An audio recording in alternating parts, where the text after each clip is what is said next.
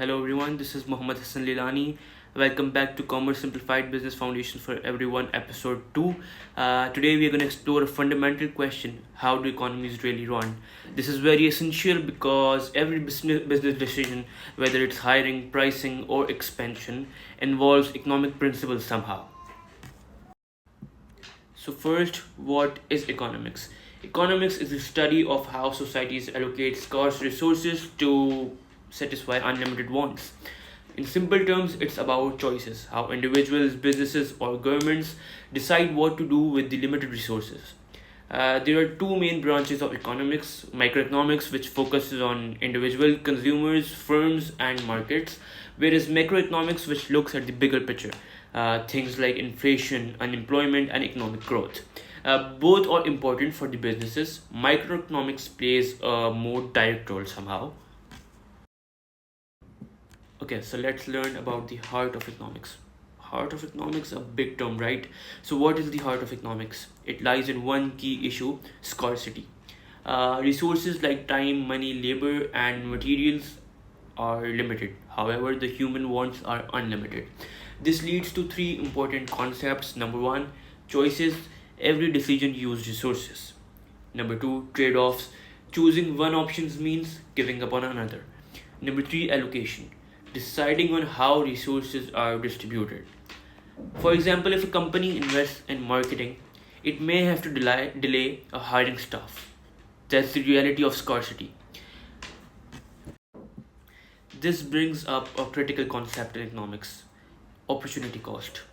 Opportunity cost refers to the next best alternative foregone, or the next best alternative you give up when making a decision. For example, if a business chooses to expand its product line instead of investing in marketing, the opportunity cost is the benefit it could have gained from the marketing. So the real cost of any decision isn't just money; it's what you sacrifice in return. Smart businesses always consider opportunity cost before making any sort of business decision. Now let's look at how economies are structured. There are three types of economic systems. Number one is the market economy.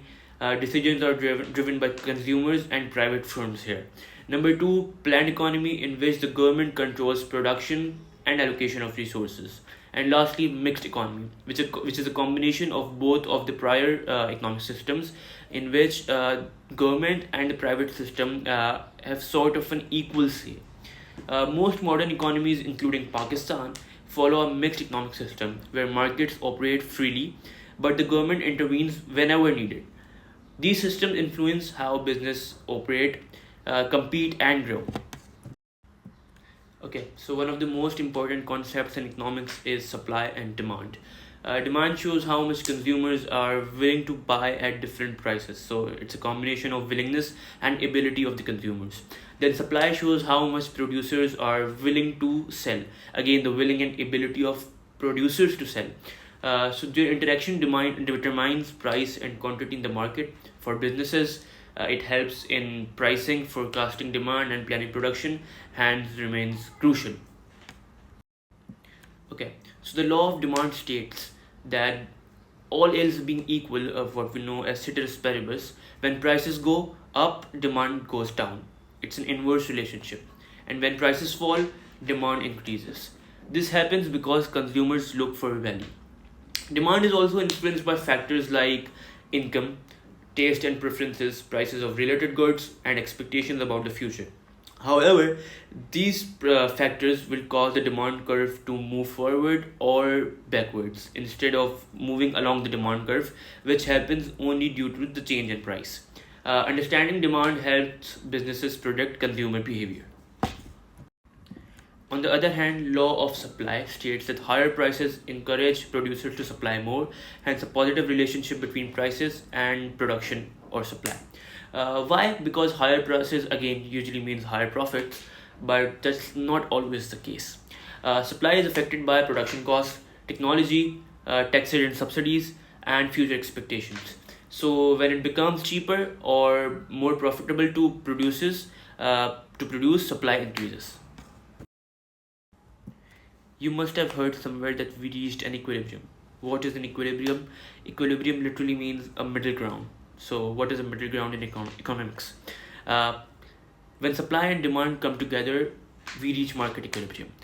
This is the point where quantity demanded equals the quantity supplied. At equilibrium, there are no shortages nor any sort of surpluses. If a demand or supply changes, the equilibrium shifts, leading to new prices and quantities. For businesses, understanding this helps in setting the right price and avoiding losses.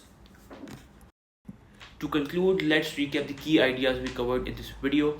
Number one, scarcity and choice, which means every decision involves trade offs. Number two, opportunity cost helps businesses make smarter decisions. Number three, supply and demand determine prices and market behavior. Lastly, economic systems shape how businesses operate. By understanding these principles, businesses can make better and informed decisions. Thank you for listening. I hope this gives you a clearer understanding of how economies run. I'll meet you in the next video. Till then, take care. Allah Hafiz. Thank you.